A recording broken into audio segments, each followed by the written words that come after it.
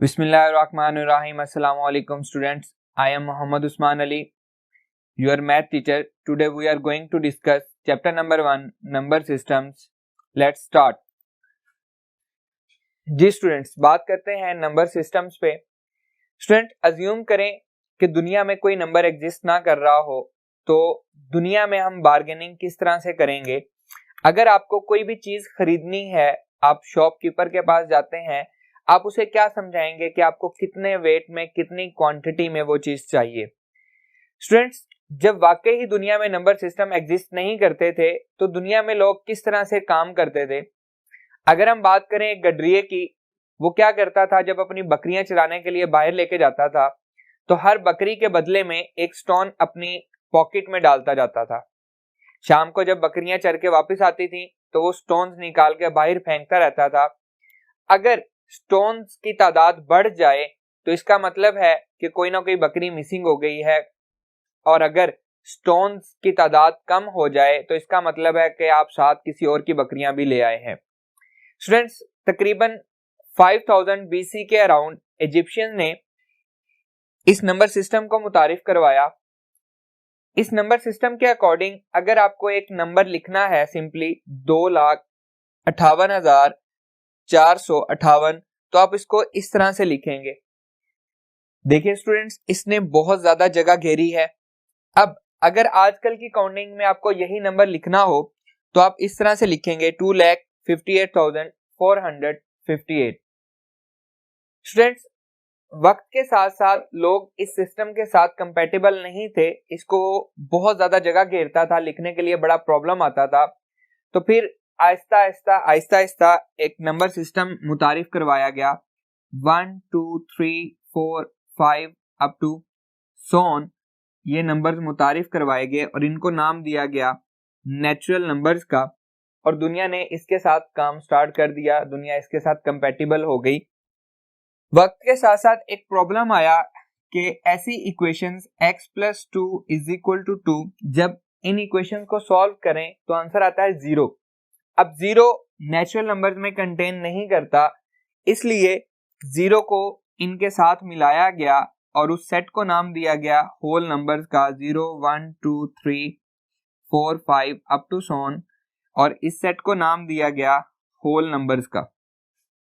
फिर कुछ अरसे के बाद ऐसी इक्वेशंस x + 4 = 2, जब इनको सॉल्व करें तो आंसर आता है -2। अब इस इक्वेशन का answer again set of whole number में नहीं था, तो इनमें नेगेटिव नंबर्स को भी शामिल किया गया और सेट बना 0 +- 1 +- 2 +- 3 +- 4 अप टू सोन, और इस सेट को नाम दिया गया सेट ऑफ इंटीजर्स का। अगर हम बात करें पॉजिटिव इंटीजर्स की, तो हम z पे प्लस का साइन डालते हैं, और अगर हम बात करें नेगेटिव इंटीजर्स की, तो z पे नेगेटिव का साइन डालते हैं। फिर वक्त के साथ साथ ऐसी इक्वेशंस 2x = 3, आप इस इक्वेशन को सॉल्व करें तो आंसर आता है 3/2।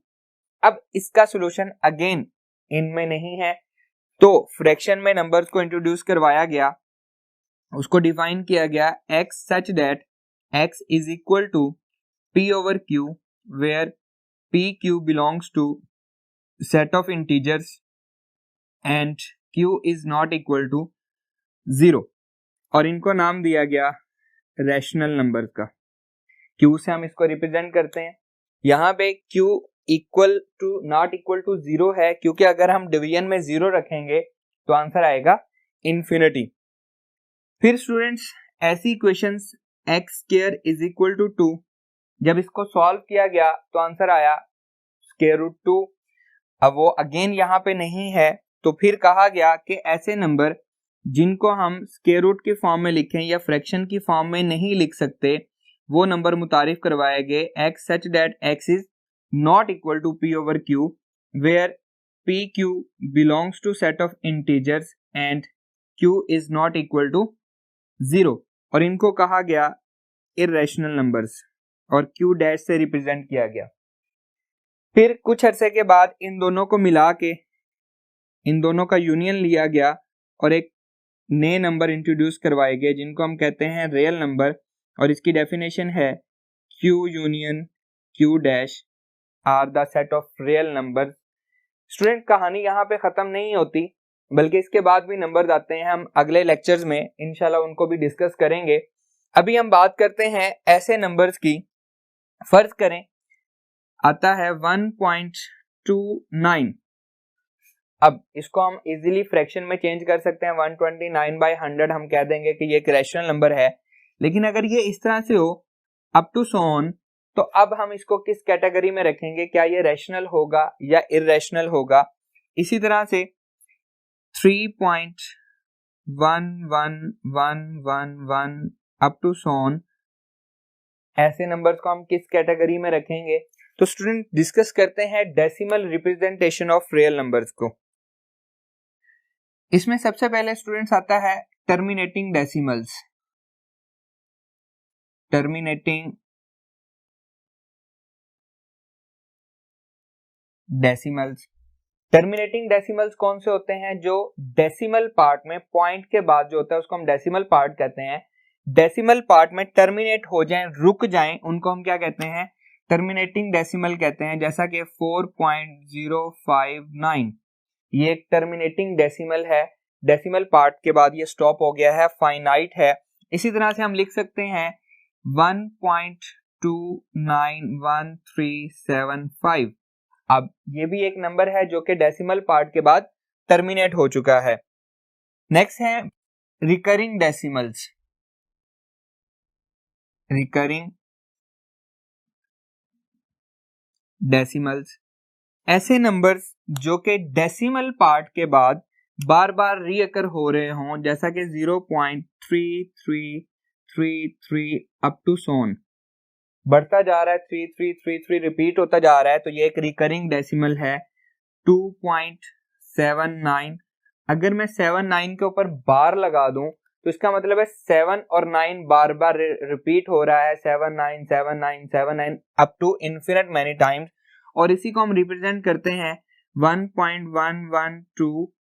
अब यहाँ पे अगर मैं इनके ऊपर डॉट लगा देता हूं, बार लगा दें या डॉट लगा दें एक ही बात है। अब 112 बार बार रीअकर हो रहा है।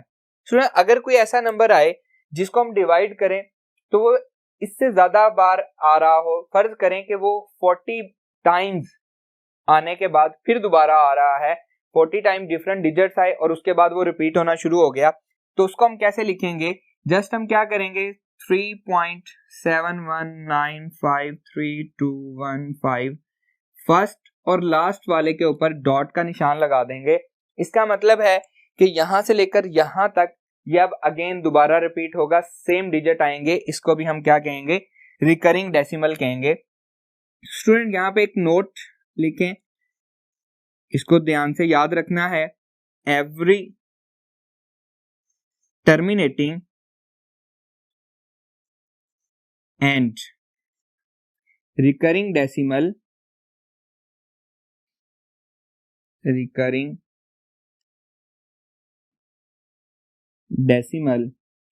is a rational number।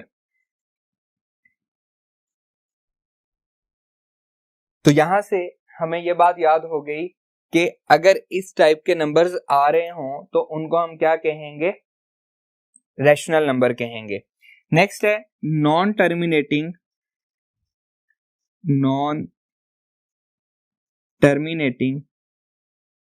And non recurring decimal.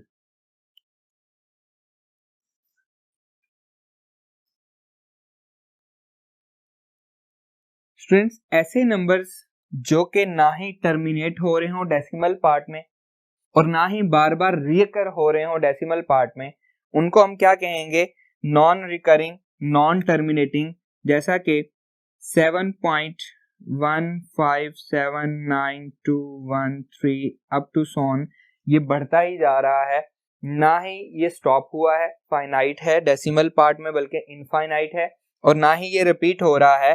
तो इसको हम क्या कहेंगे? Non terminating and non recurring decimal. यहां पे अगेन एक नोट लिख लें, एवरी नॉन टर्मिनेटिंग नौ